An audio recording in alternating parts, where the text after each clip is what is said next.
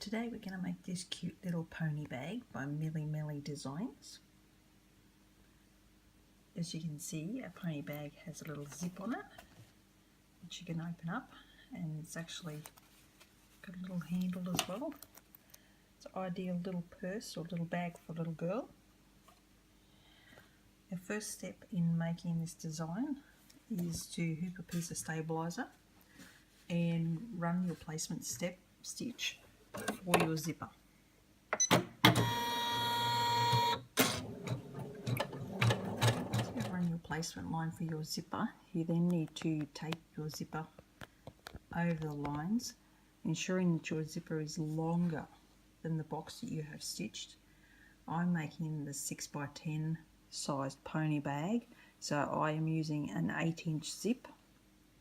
After you've secured your zip, you then need to turn your hoop over to the back, and the piece of fabric that I've attached here is for my lining.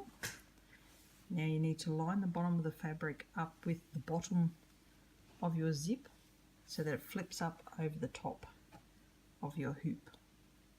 Once you have done that, you then need to turn your hoop back over, and we are going to then secure another piece of fabric that is going to be used for our front. We're going to line that up with the bottom of the zip,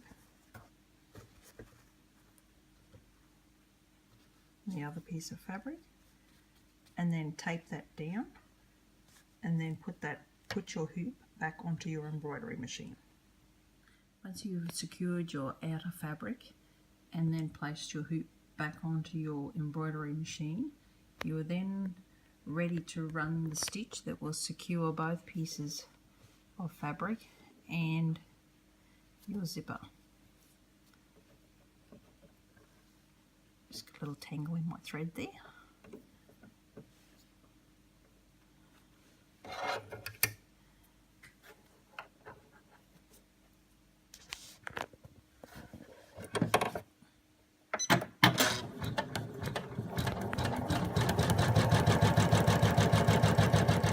Fabric is secured, you then need to place a thin piece of wadding.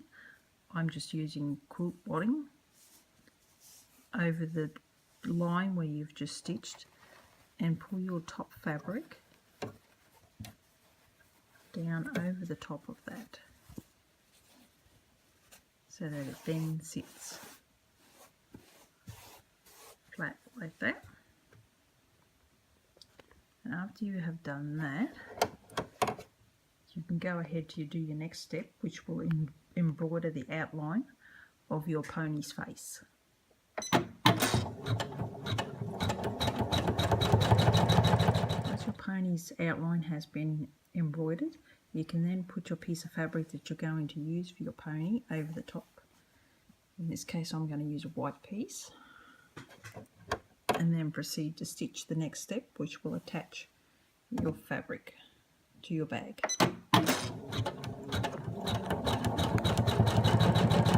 Once your fabric is stitched down, trim away the excess fabric, and I have actually now changed my thread because we're going to now do the eyes for our pony. So I've changed to a blue thread.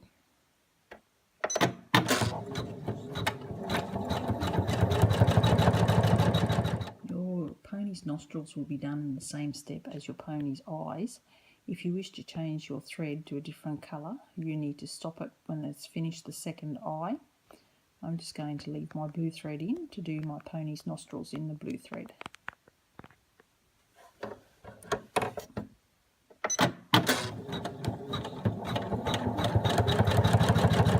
Once your eyes and nostrils are done, your next step is to embroider the little patches inside the ears.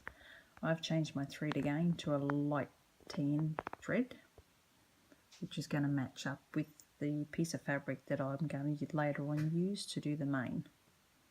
The outlines are done inside your ears. The next step will be to satin stitch around the outside of our pony, Now there is some parts where the satin stitch leaves a gap up the top, up here, and for the mane, and down the sides here for a strap that goes across the nose. So don't worry when it does that. The satin stitch is finished around our pony. As you can see, I have changed mine back to a thread that matched my fabric. I have now changed back to my light brown thread to run the placement line for my pony's mane. With your placement line done, you can then put your piece of fabric that you're going to use for your pony's mane over the top and run your next step. My fabric is stitched down for the pony's mane. The final step for this will be to run the satin stitch around the outside.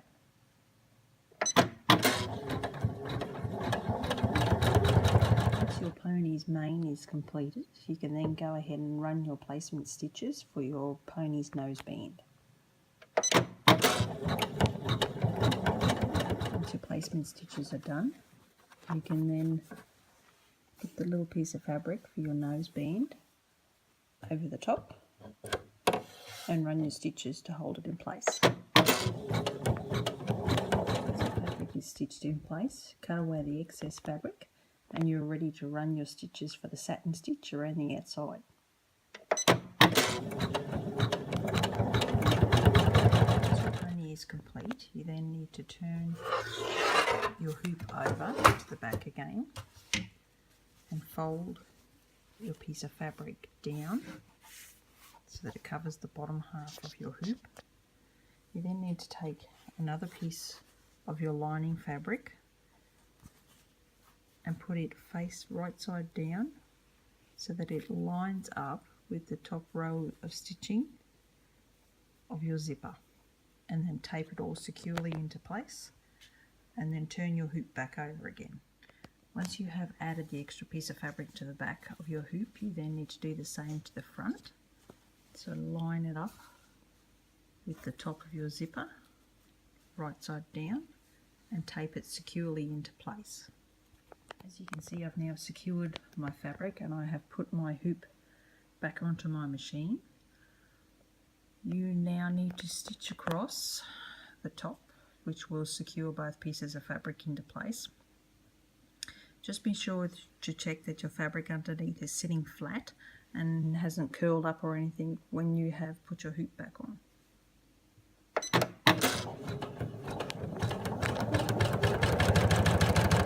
Once you have your line stitched across the top of your zipper, you then need to remove your hoop from your machine, turn it over and flip your piece of lining up to the top and secure it with painter's tape. You then need to turn your hoop back over to the right side again and flip your top piece on your front up. After you have inserted a piece of fleece, just like we did with the bottom. So put your fleece in there and then flip your fabric up over the top and then secure it with painter's tape. Then put your hoop back onto your machine and your next step will stitch 2 lines, one at the top of your zipper and one at the bottom of your zipper to secure your fabric. Once your stitching is done on the top and the bottom side of your zipper, your next step will be to run the placement lines for your handle, which you can see we have on the top of this bag. And I just used lightweight cotton header tape for my handle, but you can use anything that you like. I'm going to actually leave the handle off on this bag, but I'll still run the placement stitches for you. So your first step runs your placement stitches, it then returns back to your same spot so you can then secure your handle in place.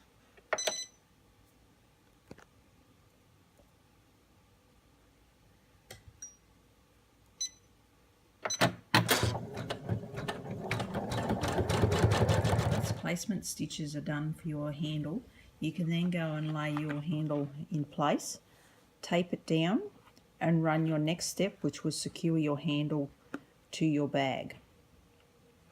After you have done your handle, the next step is very important. We are actually going to stitch around the sides of our bags. So you need to open your zipper. And I try to put mine in the middle so that it's out of the way. If you do not open your zipper now, you will not be able to turn your bag in the right way once it's finished. With your zipper opened up, you then need to place a piece of fabric over the top of your bag. This will actually form the outside back of our bag. And then over the top of that, you need to put another piece of fleece and tape it down.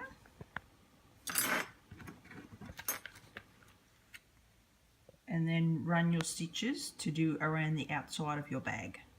Once your line is run for the outside of your bag, you then need to remove your hoop from your machine again, turn it over,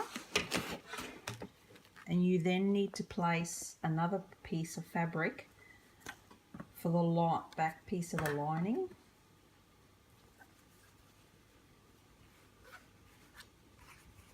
Onto your bag like that, and secure it with painter's tape, and then turn your hoop back over, put it back onto your machine, and run your last step.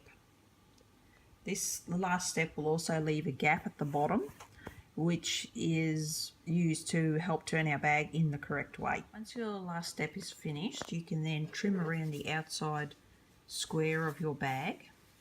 I also find it helps to just trim off my corners. It helps just reduce a little bit of the bulk in the corners when you turn your bag the right side out.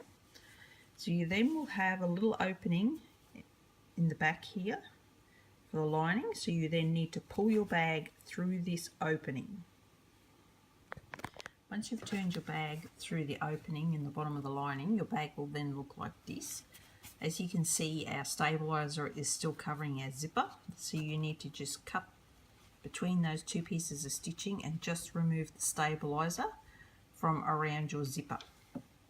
So now I have removed the stabilizer from around my zipper, and you can now see why it's important for you to leave your zipper partly open. Otherwise you will not be able to turn your bag in the right way. So now that I have my zipper uncovered and partly open, you can now go ahead and turn your bag in the right way through the zipper.